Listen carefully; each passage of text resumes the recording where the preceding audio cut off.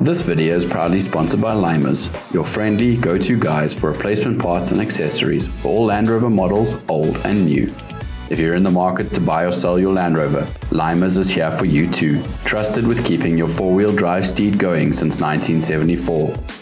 Based in Fourways, Johannesburg. For inquiries, please call us on 082-225-2639 or WhatsApp us on 064-551-4506.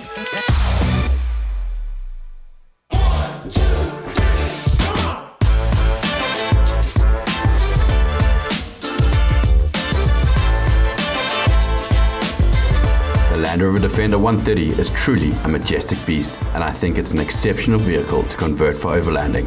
At stock, the Land Rover Defender 130 is a very capable 4x4 vehicle with a tried and tested running gear, drivetrain and transfer case, and a history so rich it speaks for itself. There is however one thing going against this giant: its length. At little over 5 meters in length, it significantly impedes itself in the world of 4x4 when it comes to the approach and departure and the bumpy stuff. So with a little bit of research, some deep thinking and a dream, we came up with an idea. Let's lift this bad boy and see if we can iron out some of those shortcomings, especially when it comes to off-roading. And that is when we decided to go for the infamous Terrafirma heavy-duty 5-inch lift kit. My goodness me, we thought this project was going to be a straightforward bolt-on, but it actually turned out to be quite a bit more challenging, and it was not just as simple as lifting the suspension, and boom, there you go. Unfortunately, there were a few modifications that we had to do, starting with the front prop shaft. The stock prop shaft was only a single knuckle prop shaft, which did not give us any leeway when it came to the angles. So we had to get a double knuckle front prop shaft, which just so happened not to seat properly because of the extra clearances. And so that led us to have to actually customize the prop shaft to fit. Thankfully, we had an excellent team who partnered with us on this adventure. We would like to give a huge shout out to the team at Hi-Q Little Falls and our dear friend and owner of Hi-Q Little Falls, Naleen. They came to the party in a big way and offered to sponsor the installation of the lift kit. Thank you, Hi-Q Little Falls. And then the guys who worked on the prop shaft, what a dream team. We had to go back and forth 2 or 3 times until we had it fitting properly and working perfectly. And now it drives better than stock. Yes, you're high, and yes, you may need steps to get in, but the presence it has on the road is very unique. The lift worked better than we could have ever expected. We are glad we went with the heavy-duty coils, just to make sure that if you did decide to load it or put an overlanding canopy or roof tent and all the accessories on, that it would handle a lot of weight on it without swaying out of control or feeling unbalanced on the road. With all that said, we are super chuffed with the Terrafirma heavy-duty 5-inch lift kit and the mods that we had to come up with, and we think the Land Rover Defender 130 is ready to take on any obstacle put in its way.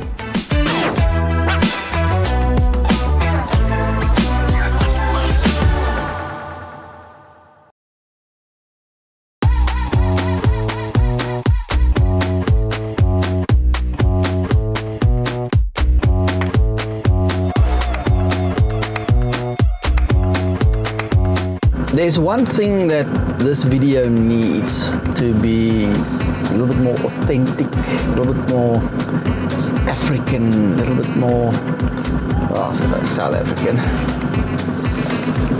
Need a little bit of a leather hat. Let's go for a drive.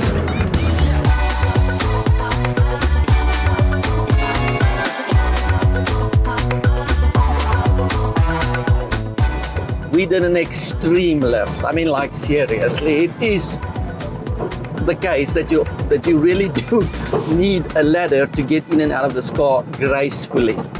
And I want to stress the point gracefully, because it's like swinging on a rope for Tarzan, getting in and out of this thing. And if you're not careful, I really think you can turn an ankle. Okay, let's rewind a little bit. We've got a video uploaded to our YouTube channel about a review of this specific 130, and I think we covered most angles on that review, especially the 0 to 100 kilometers an hour time for this car, which was ridiculously slow. I think it was like 19 seconds or something stupid like that.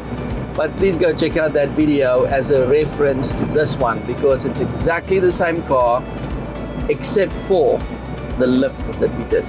And I have to say, if it wasn't for the height difference, this vehicle actually drives better than stock. You wouldn't believe it, but it is so much better.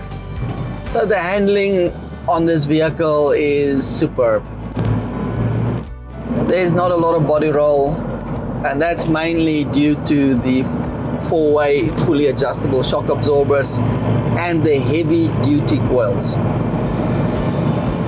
It just feels dialed in, and normal roll loading manners perfect. But one thing I've got to say, if you want to be subtle and you don't want to be noticed, this is not the car for you. Everywhere you go, people are just going a thumbs up, giving you a hoot, asking you questions about the vehicle.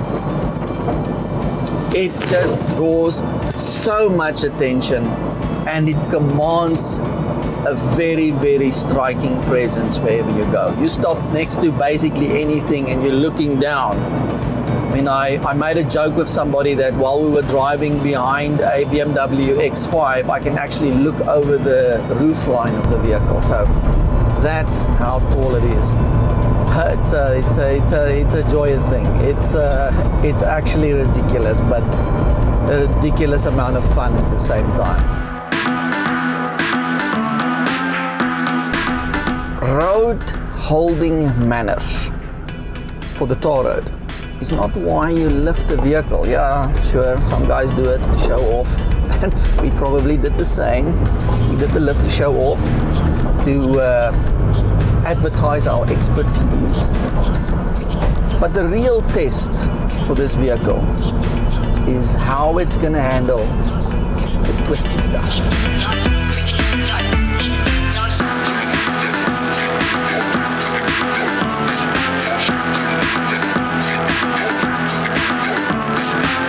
So you can feel there's some flicks, and I mean, you can just almost, I mean, I can feel on the steering wheel just how the suspension and everything is just,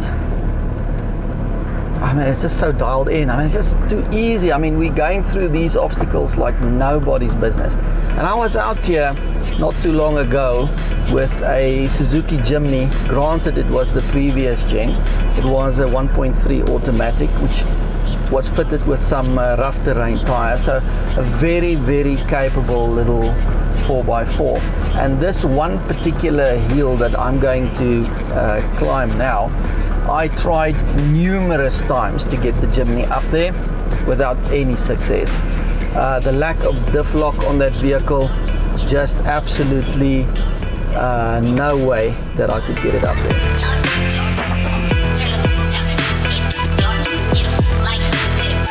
And that just shows you the difference, that diff lock makes, as well as obviously this is a very capable 4x4. It's just too easy. It's just too easy. Just way too easy. Oh man, this is so good. This is so good.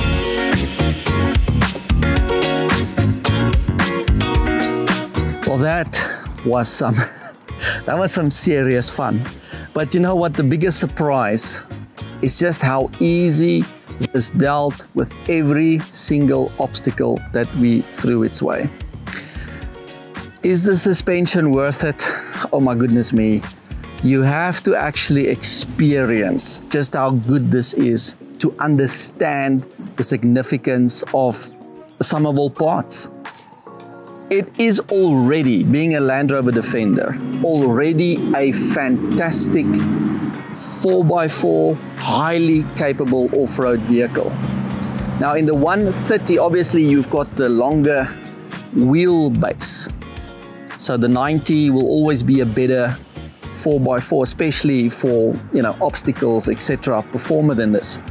But with the lift kit, the only exception being the tight turns, that's where the 130 does struggle because of that longer wheelbase.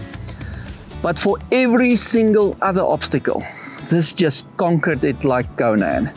It is a fantastic vehicle, and I just want to salute all the guys who helped work on the suspension, dialed it in, from fitment right to finish.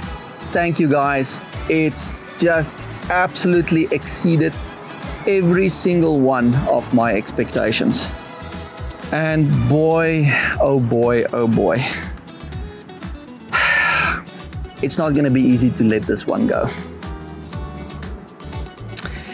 Oh, on that note, by the way, if you loved watching this episode and you like watching our channel, you love our content, come on, why don't you just like, subscribe, hit the bell, and you'll never miss a beat.